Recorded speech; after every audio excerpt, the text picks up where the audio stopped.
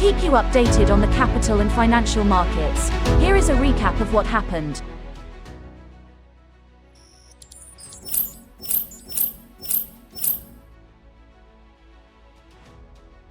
The Securities Commission Malaysia and Bursa Malaysia announced the rollout of a new mandatory onboarding program on sustainability for directors of public-listed companies on Bursa Malaysia.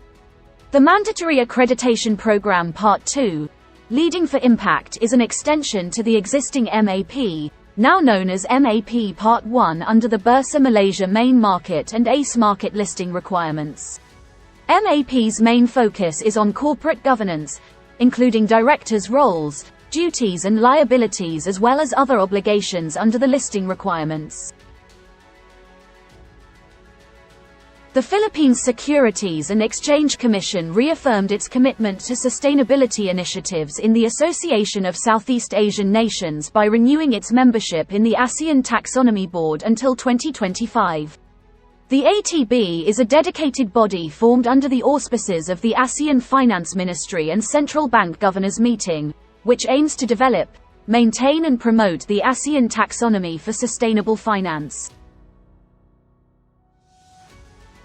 The U.S. Securities and Exchange Commission adopted rules to prevent fraud, manipulation, and deception in connection with security-based swap transactions and to prevent undue influence over the Chief Compliance Officer of security-based swap dealers and major security-based swap participants. Any misconduct in the security-based swaps market not only harms direct counterparties, but also can affect reference entities and investors in those reference entities, said SEC Chair Gary Gensler. Given these markets' size, scale, and importance, it is critical that the Commission protect investors and market integrity through helping prevent fraud, manipulation, and deception relating to security-based swaps. This set of rules will do just that. The Philippines Social Security System is crafting a new pension scheme that will allow members to build bigger retirement savings, according to a report by CNN Philippines, citing its president Rolando Macasit. Macasit says the new scheme will not require approval from the Philippine Congress since contributions won't be mandatory. This is voluntary. If the employers want to share the contribution, they can share, especially if they want to retain the employees, Macasit is quoted as saying in the report published on the 7th of June. He says the SSS aims to roll out the new scheme in 3 months. China asked fund vendors and asset managers to stop displaying real-time estimates of their mutual funds' net value by mid-June, according to a person familiar with the discussions, though some flexibility will be allowed over the timeline for the rollout. Some of the country's mutual fund companies and third-party data providers will cease to offer such information by the 16th of June, said the person, who has direct knowledge of the matter and asked not to be identified as they aren't authorized to speak to the media. A rolling deadline would be adopted for those with larger client bases.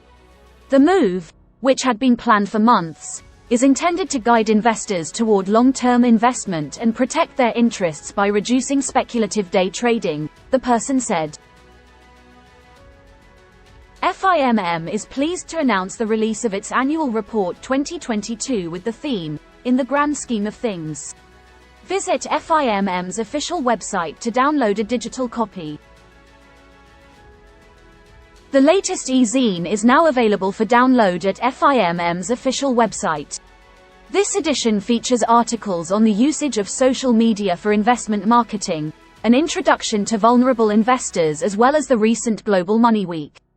Download your copy today and stay informed about the latest developments in the industry. This has been the FIMM TV Weekly Recap. Be informed, stay updated. Be sure to like, share and subscribe.